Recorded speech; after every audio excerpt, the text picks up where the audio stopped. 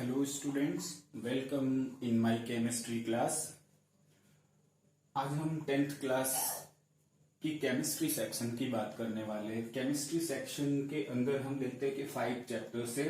Chemical reactions and their equations, acid base and salts, metal and non metal, carbon and its compound, periodic classification. ठीक है, एक चीज और जरूरी ये है कि हम जान ले कि जो हमारा बोर्ड एग्जाम होगा उसमें कितना इन्वॉल्वमेंट केमिस्ट्री सेक्शन का होता है। तो आपका जो वेटेज है वो ऑलमोस्ट 25 to 27 मार्क्स का होता है। ठीक है, 25 to 27 मार्क्स का डिस्ट्रीब्यूशन होगा, यानी कि जो टोटल आपका 80 मार्क्स का पेपर होगा उसमें से आपका 25 to 27 मार्क्स कौन से सेक्शन से होगा? केमिस्ट्री सेक्शन से होगा। तो ये एक आपका इंपॉर्टेंट सेक्शन रहेगा जिसके अंदर हम इन 5 चैप्टर्स के बारे में पढ़ेंगे। आप जो स्कूल एग्जाम्स होंगे उसके अंदर ये unit 1, unit 2, half yearly examination के अंदर चैप्टर्स होंगे, और जब आपका फाइनल बोर्ड एग्जाम होगा तो ये सारे चैप्टर्स इंक्लूड होके एक साथ बोर्ड एग्जाम में आएंगे। ठीक है, तो हमें स्टार्ट करना है chemical reactions and their equation से। ठीक है,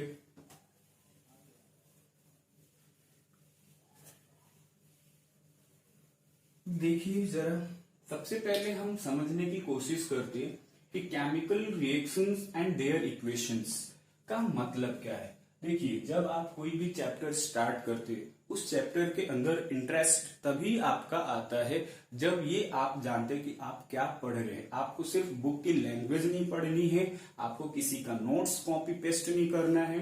तो यहाँ पे जब भी हम किसी भी चैप्टर को स्टार्ट करते तो सबसे पहले ये जानना होता है कि हम इसमें पढ़ने वाले क्या है। ठीक, जैसे chemical reactions and their equations, इसमें आपको देखने से पता चल रहा होगा कि कुछ रिएक्शन होगी और कुछ इक्वेशन होगी, लेकिन ये चीज देखनी है कि किसकी रिएक्शन होगी और किसकी इक्वेशन होगी। तो यहाँ पे एक वर्ड लिखा हुआ है केमिकल, यानी कि केमिकल से रिलेटेड कुछ रिएक्शंस होंगे और उनके कुछ इक्वेशंस होंगे जिनको हमें इस चैप्टर के अंदर क्या करना है, पढ़ना है। तो हम सबसे पहले ये देखते हैं कि किसको हम केमिकल रिएक्शन कहेंगे और उसको इक्वेशन के फॉर्म में लिखेंगे कैसे। तो केमिकल रिएक्शन और इक्वेशन को समझने के लिए आपको एक चीज समझना होगा, केमिकल चेंज। कि केमिकल चेंज होता क्या है, केमिकल चेंज होता क्या है। ठीक है, केमिकल चेंज के अंदर हम पढ़ते क्या है। केमिकल चेंज बेसिकली होता क्या है, जैसे आप फिजिकल चेंज और केमिकल चेंज पढ़ चुके हैं तो फिजिकल चेंज और केमिकल चेंज में आपको डिफरेंस पता होगा। तो उसी के बेसिस पे हम यहाँ पे डिस्कस करने वाले हैं कि केमिकल चेंजेस होते क्या है। ठीक है, केमिकल चेंज अगर हमारे सराउंडिंग में, हमारे चारों तरफ कुछ ऐसे चेंजेस होंगे जिन चेंजेस को देख के हमें बताना होगा कि वो केमिकल चेंज है या नहीं है। जैसे मैं कुछ एग्जांपल्स यहाँ पे लिखने वाला हूं, उसमें से हम कुछ डिस्कस करेंगे अभी। ठीक है, जैसे सबसे पहले मैंने यहाँ पे लिखा rusting of iron, formation of curd, formation of curd, ठीक है, बर्निंग ऑफ वुड। ठीक है, जैसे ये कुछ एग्जांपल्स लिखे हुए हैं, और कुछ एग्जांपल्स में यहाँ पे लेता हूं जो फिजिकल चेंज इनसे डिफरेंट होंगे। जैसे सपोज मान लीजिए कटिंग ऑफ वुड हो गया आपका, cutting of would, evaporation of water, इधर दिख नहीं रहा होगा, थोड़ा मैं इधर ही लिखता हूं, evaporation of water, cutting of would. तो अगर आपने 9th क्लास में पढ़ा होगा तो ये जो कुछ हमने चेंजेस, अभी मैंने ये नहीं डिसाइड करा कि इसमें से कौन सा केमिकल चेंज है और कौन सा फिजिकल चेंज है, बस मैंने बोला कि ये हमारे सराउंडिंग में होने वाले कुछ चेंजेस है। ठीक है, तो अब हमें इसमें से फाइंड आउट करना है। मुझे लगता है कि इसमें से जो भी आप देख रहे हैं बहुत लोग आसानी से फाइंड आउट कर सकते हैं कि कौन सा फिजिकल चेंज है और कौन सा केमिकल चेंज है। तो इसको उतने आसानी से हमें नहीं लेना है, हमें अपने मेन चीज पे फोकस करना है कि हम क्या इसमें सीखने वाले हैं। ठीक है, अगर आपको पता है rusting of iron chemical change, formation of curd chemical change. अभी मैं एक एक को आपको समझाऊंगा कि कैसे हमने डिसाइड किया कि कौन सा केमिकल चेंज है, कौन सा फिजिकल चेंज है। ठीक है, burning of would also chemical change, C4 change chemical change. ठीक है, evaporation of water physical change, cutting of would is also physical change. ठीक है, तो कोई ना कोई आधार रहा होगा, कुछ ना कुछ बेसिस होगा जिसके बेसिस पे हमने ये बताया होगा कि these all type of changes classify into two categories, chemical change and physical change. ठीक है, तो वो बेस क्या है जिसके आधार पे हमने ये डिसाइड करा है कि ये कुछ केमिकल चेंजेस होंगे और ये फिजिकल चेंजेस होंगे। ठीक है, तो हमें वही चीज सीखनी है। सबसे पहले ये जानना है कि ऐसा कोई चेंज जिसके अंदर क्या हो रहा होगा तो हम कहेंगे कि ये आपका फिजिकल चेंज है, और क्या हो रहा होगा तो हम कहेंगे कि ये एक केमिकल चेंज है। ठीक है, तो चलिए देखते हैं।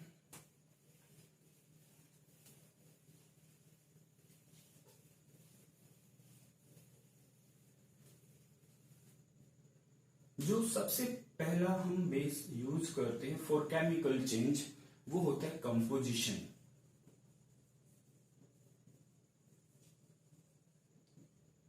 कंपोजिशन, यहाँ पे कंपोजिशन का मतलब क्या है ये चीज आपको समझनी है। ठीक है, कि कंपोजिशन होता क्या है। कोई भी आप सब्सटेंस लेते हैं तो वो सब्सटेंस का एक अपना कंपोजिशन होता है जिससे वो बना होता है। ठीक है, तो उसी से रिलेटेड ये आपका फर्स्ट पॉइंट होगा कंपोजिशन।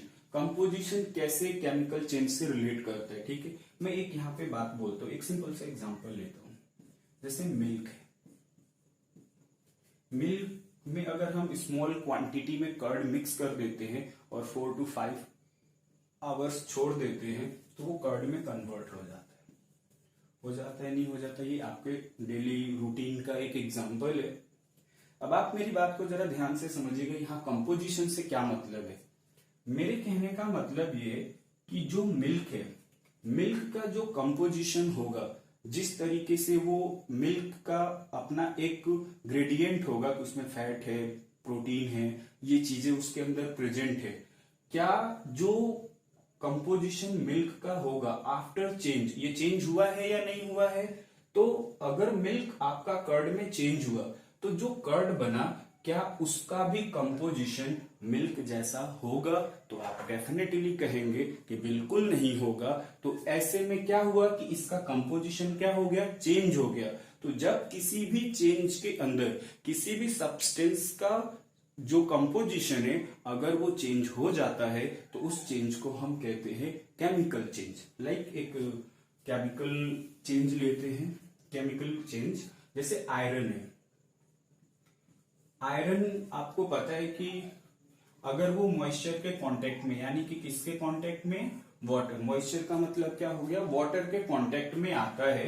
तो वाटर के कांटेक्ट में आने के बाद वो वहां पे क्या होने लगता है, रस्टिंग होने लगती है, rusting of iron.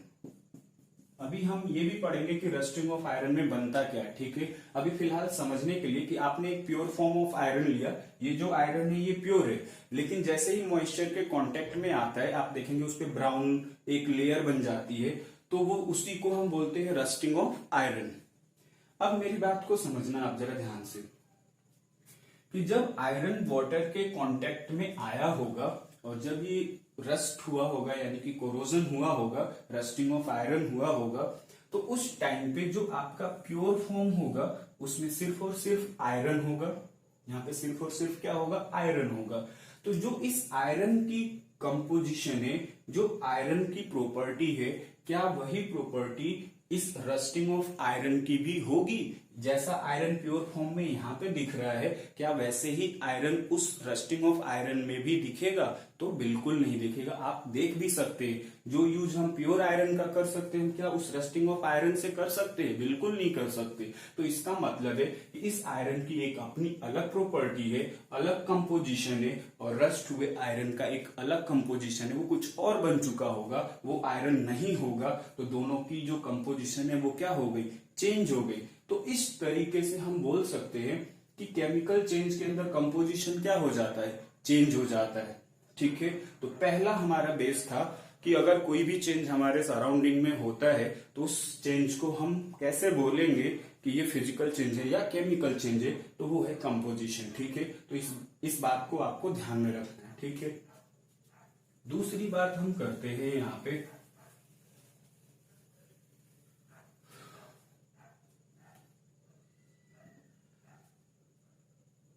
Colour colour का। ठीक है, कि हम कहते हैं कि केमिकल जो चेंज होता है उसमें कलर भी चेंज होता है। जैसे एक एग्जांपल मैं आपको बताता हूं, अगर आप कॉपर सल्फेट को वाटर के अंदर डिसॉल्व करेंगे, कॉपर सल्फेट को हम डिसॉल्व करेंगे तो इसका कलर होगा ब्लू कलर। ठीक है, ब्लू कलर।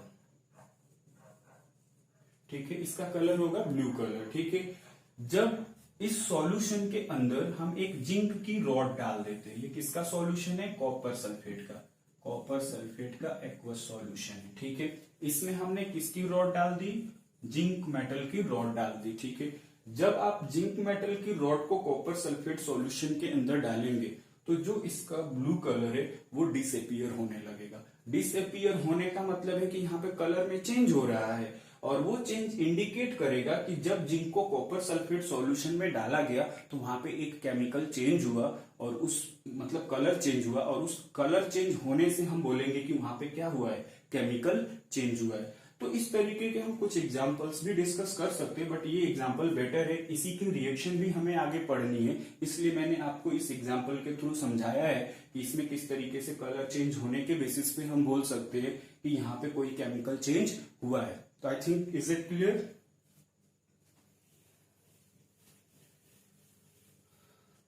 इसके बाद है आपका थर्ड ऑर्डर, या आप इसको बोल सकते हैं स्मेल। ठीक है, तो ऑर्डर और स्मेल से कैसे पता चलेगा कि यहाँ पे कोई केमिकल चेंज हो रहा है या नहीं हो रहा है? ठीक है, तो हम यहाँ पे देखते हैं कि कैसे पता चलेगा। जैसे मान लीजिए जो फूड मटेरियल होता है, जो हम खाने वाली चीजें यूज करते हैं, फूड मटेरियल्स, जब ज्यादा टेम्परेचर बढ़ता है तो ये स्पॉइल होता है, खराब होता है, और खराब होने के बाद जब वो स्पॉइल हो जाता है खाना, जो भी फूड मटेरियल्स होते हैं वो स्पॉइल हो जाते हैं, तो उनसे एक मतलब एक स्मेल प्रोड्यूस होती है, एक ऑर्डर प्रोड्यूस होता है। तो अगर कोई यहाँ पे चेंज हुआ, फूड मटेरियल आपका क्या हो गया? स्पॉइल हो गया, तो वहां पे एक चेंज हुआ, इसका मतलब है वहां से एक ऑर्डर या स्मेल प्रोड्यूस हो रही है, तो वो इंडिकेट करता है कि फूड मटेरियल के कोई ना कोई केमिकल चेंज हो गया है, तभी वहां से एक पर्टिकुलर स्मेल क्या हो रही है? प्रोड्यूस हो रही है। तो ये कुछ एग्जाम्पल्स के थ्रू मैंने आपको समझाने की कोशिश की कि किस तरीके से हम समझ सकते हैं कि जो आपका कंपोजिशन है, ठीक है, कंपोजिशन है, ऑर्डर है, आपका कलर चेंज है, टेस्ट भी हम बोल सकते हैं कि टेस्ट जो चेंज हो सकता है, तो भी हम कह सकते हैं कि वहां पे एक केमिकल चेंज हुआ है।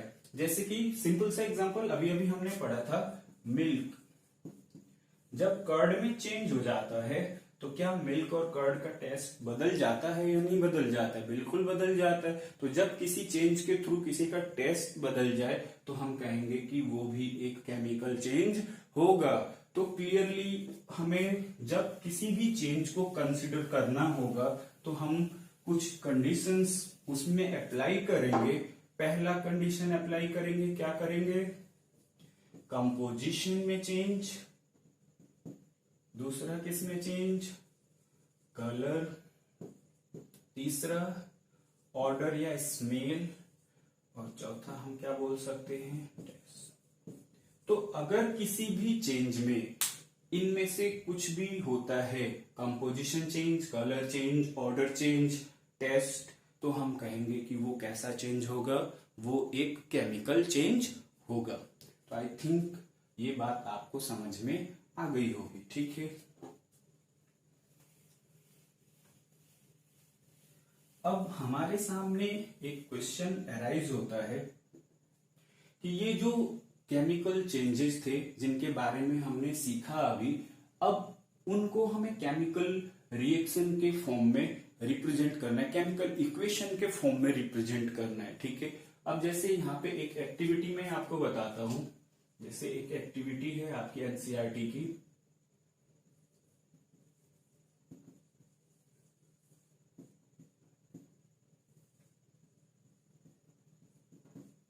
Activity number 1.1। ठीक है, तो इसमें होता क्या, इसमें बोला गया है कि मैग्नीशियम को जब हम ऑक्सीजन के प्रेजेंस में बर्न करते हैं तो मैग्नीशियम ऑक्साइड में कन्वर्ट हो जाता है।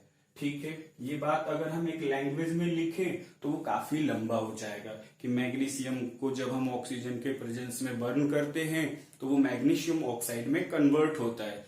हम इतने लंबे प्रोसेस से बचने के लिए या इस स्टेटमेंट को मोर इंफॉर्मेटिव बनाने के लिए कि इतने से स्टेटमेंट को अगर हम किसी बेटर वे में रिप्रेजेंट कर सके तो हम ज्यादा अच्छे तरीके से उसको समझ सकते हैं। तो किसी भी केमिकल चेंज के बड़े से स्टेटमेंट को एक शॉर्ट टर्म में रिप्रेजेंट करना ही क्या कहलाता है, केमिकल इक्वेशन कहलाता है, केमिकल इक्वेशन कहलाता है।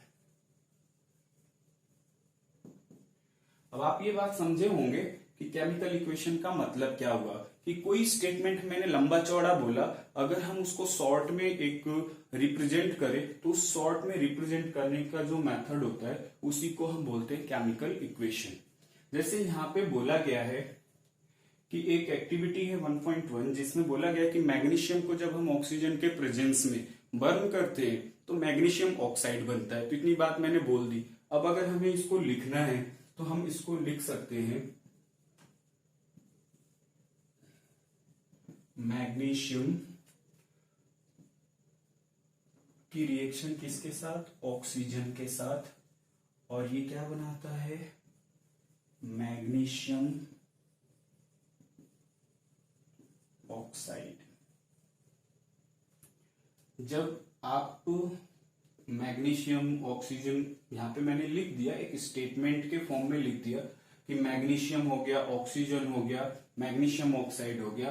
तो जो आपका मैग्नीशियम और ऑक्सीजन है, इनको जब हम एक साथ रिएक्ट कराते हैं तो वो मैग्नीशियम ऑक्साइड में कन्वर्ट होता है। ठीक है, अब आप मेरी बात को समझना है, यहाँ पे क्या जो मैग्नीशियम का फॉर्म यहाँ पे होगा, क्या वही यहाँ पे उसका कंपोजिशन है, नहीं है। तो हम कहेंगे कि पहली बात तो ये एक केमिकल चेंज है। ठीक है, केमिकल चेंज के लिए यहाँ पे हमने देखा कि मैग्नीशियम की रिएक्शन ऑक्सीजन के साथ हुई और वो मैग्नीशियम ऑक्साइड में कन्वर्ट हो गया। तो इसी को हमने अब इस तरीके से रिप्रेजेंट करना है तो उसको हम बोलते हैं केमिकल इक्वेशन। केमिकल इक्वेशंस को हम दो तरीके से रिप्रेजेंट कर सकते हैं, एक वर्ड इक्वेशन और एक सिंबल इक्वेशन। वर्ड इक्वेशन और सिंबल इक्वेशन। ठीक है, तो पहले यहाँ पे वर्ड इक्वेशन लिखते हैं। वर्ड इक्वेशन आपका है यहाँ पे लिखा हुआ। ठीक है, तो जब हम कोई भी केमिकल रिएक्शन को इक्वेशन के फॉर्म में रिप्रेजेंट करते हैं तो सबसे पहले हम एक एरो लगाते हैं। क्या लगाते हैं, एरो।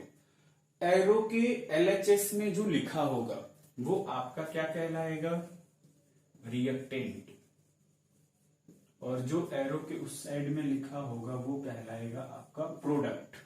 क्या कहलाएगा, प्रोडक्ट। अब ये वर्ड इक्वेशन है। वर्ड इक्वेशन में हमने मैग्नीशियम को मैग्नीशियम लिख दिया, ऑक्सीजन को ऑक्सीजन लिख दिया, बोला कि मैग्नीशियम ऑक्सीजन के साथ रिएक्ट करके या बर्न हो करके मैग्नीशियम ऑक्साइड में कन्वर्ट होता है, उसको हम कहते हैं प्रोडक्ट। ठीक है, जब एक से ज्यादा रिएक्टेंट होते तो उनके बीच में हम प्लस का साइन लगाते हैं। जैसे मैंने एक और सिंपल सा एग्जांपल यहाँ पे लिया, मैंने बोला कि ए बी के साथ रिएक्ट करके सी और डी प्रोडक्ट बनाता है। ठीक है, तो सबसे पहले हम यहाँ पे क्या लिखेंगे, एरो बनाएंगे, इधर लिखेंगे ए और बी भी इसके साथ रिएक्ट हो रहा है तो बी, और ये दोनों रिएक्ट होने के बाद दो प्रोडक्ट बनाते हैं सी और डी। ठीक, तो किसी भी केमिकल रिएक्शन के अंदर जब एक से ज्यादा रिएक्टेंट और प्रोडक्ट होते हैं तो उनके बीच में हम प्लस का साइन लगा देते हैं। ठीक है, तो यहाँ पे हमने प्लस का साइन लगा दिया और इधर भी लगा दिया। अगर 3 होते तो हम यहाँ पे सी भी लगा देते, ठीक है, ई भी लगा देते, प्लस करके लिखते जाते दोनों साइड में। ठीक है, तो आई थिंक इतनी बात क्लियर हो गई होगी। तो आज की क्लास में हम इतना ही करते हैं। नेक्स्ट क्लास में हम इसका सिंबल इक्वेशन पढ़ेंगे। इस सिंबल इक्वेशन में हम किस तरीके से समझ पाएंगे कि उसको रिप्रेजेंट कैसे करना है। ठीक है, हाँ एक चीज और, केमिकल चेंज में एक चीज और आप कंसिडर कर सकते हो, इवोल्यूशन ऑफ गैस। ये भी एक इंपॉर्टेंट है, इवोल्यूशन ऑफ गैस। अगर कहीं किसी भी चेंज के अंदर कोई गैस एलिमिनेट होती है, निकलती है, तो हम कहेंगे कि वो भी क्या होगा, केमिकल चेंज होगा। जैसे अगर मान लीजिए ये आपका HCl है, हाइड्रोक्लोरिक एसिड है। हाइड्रोक्लोरिक एसिड में जब हम जिंक के पार्टिकल्स को मिक्स करते हैं, किसके पार्टिकल्स को, जिंक पार्टिकल को मिक्स करते हैं, तो वहां से कौन सी गैस प्रोड्यूस होती है, हाइड्रोजन गैस प्रोड्यूस होती है। तो हम कहेंगे कि ये भी एक क्या होगा, केमिकल चेंज होगा। तो इसको भी आप केमिकल चेंज में मेंशन कर लीजिए कि ये भी एक आपका टर्म होगा जिसकी हेल्प से हमें पता चलेगा कि केमिकल चेंज में इवोल्यूशन ऑफ गैस भी होता है। ठीक है, तो आज की क्लास में इतना ही। नेक्स्ट क्लास में हम सिंबल इक्वेशन से क्या करेंगे, स्टार्ट करेंगे।